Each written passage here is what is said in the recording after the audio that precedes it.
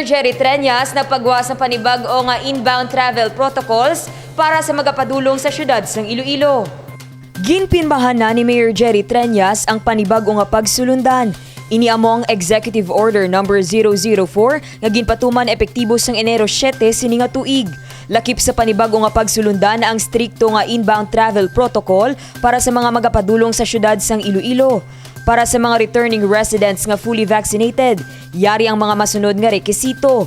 Kinahanglan magpakita sang barangay certificate, valid identification card, trip itinerary, S-Pass travel coordination permit, Vax card kag negative RT-PCR test result, 62 ka oras antes ang petsa sang pagbiyahe. Para naman sa authorized persons outside residence kag returning overseas Filipino workers, gikan sa mga red flag nga pungsod kag mga non-essential travels nga magapadulong sa syudad, kinahanglan ang barangay certificate, valid ID, trip itinerary, travel coordination permit o kon S-Pass, health pass, kag 72-hour nga negative RT-PCR test results. Kinahanglan man ang 14 diyas nga pag-quarantine kag liwat nga pagpa-swab test sa ikalima nga adlaw sang quarantine period.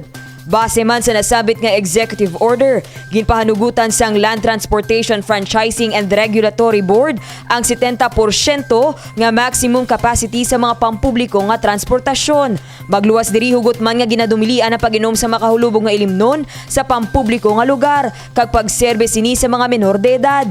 Apang ginpahanugutan ang pagbaligya sa mga alcoholic beverages halin alas 8 sa aga tubtob alas 6 sa gabi. Samtang 30% capacity naman para sa mga venues ng religious gatherings ang ginpahanugutan. 60% naman sa on-site capacity para sa mga government offices kag full on-site capacity para sa mga bangko sa syudad. Para naman sa pagpatigayon sa kasal, bunyag kag haya o kunlubong, ginpanugutan lamang nga makatambong ang mga immediate family member. Suno kay Dr. Roland J. Fortuna, COVID-19 team focal person, ini ang mga tikang sang lokal nga panguluhan agod malikawan ang madasig nga pagsaka sang COVID-19 cases sa syudad, ilabi na ang Omicron variant.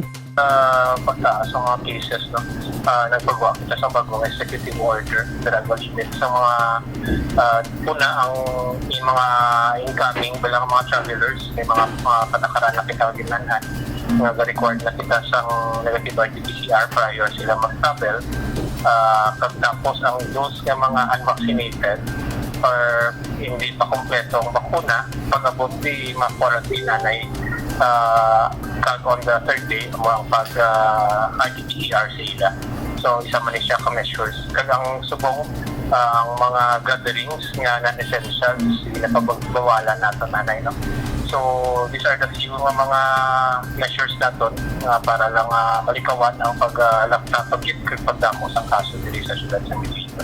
May panugya naman si Dr. Fortuna sa publiko nga strikto sa gihapon nga sundon ang minimum health protocol. Sa mga nag-travel, importante kita ng samtang ka-travel kita ang pagsuksok sa mga face mask at ang social distancing importante. Kung kita natin gagawin ang pagrapta o Omicron nga variant pala, kadasig sa transmission niya. Miskin kung kisa ang naka-cloth mask kita, mas nakugid ang chance na ma-infect man kita gyapon. So may mga recommendations kanina kung anong types ng mask ang dapat na ginagamit para man malikawan din ang ma-infect sa among nga klase nga variant.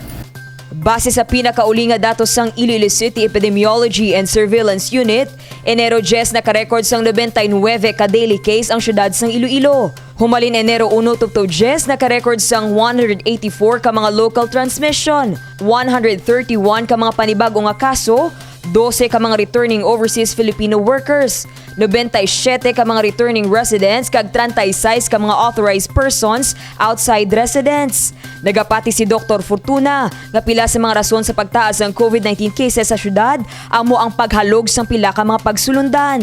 Ang isagit makita natin siyempre haling kita sa holidays sang December dubo ang aton kaso, siguro may ara ang iban medyo nag-lax na siyang mga protocols natin sa kadamo man sa mga gatherings, no?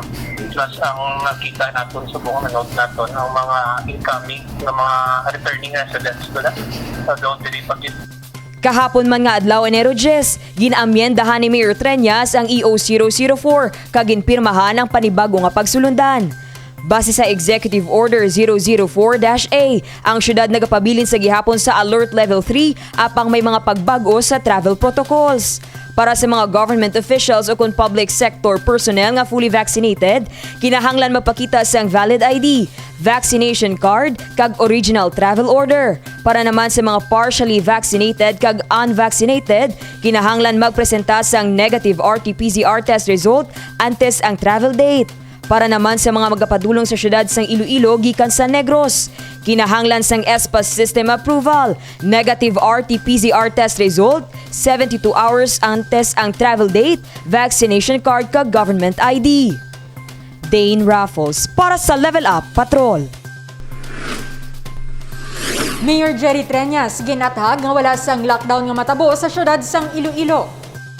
Nagapabilin sa Alert Level 3 ang syudad sang Iloilo. Nagakahulugan sang strikto nga pagpatuman sang mga pagsulundan ilabi na sang inbound travel protocols kag pagpatigayon sang mass gathering sa syudad. Apang ginatag ni Mayor Jerry Treñas nga wala sang lockdown nga matabo bangod tuman nakaapektado ang ekonomiya sang syudad. Why kita lockdown? Ang ekonomiya ta apektado na gid.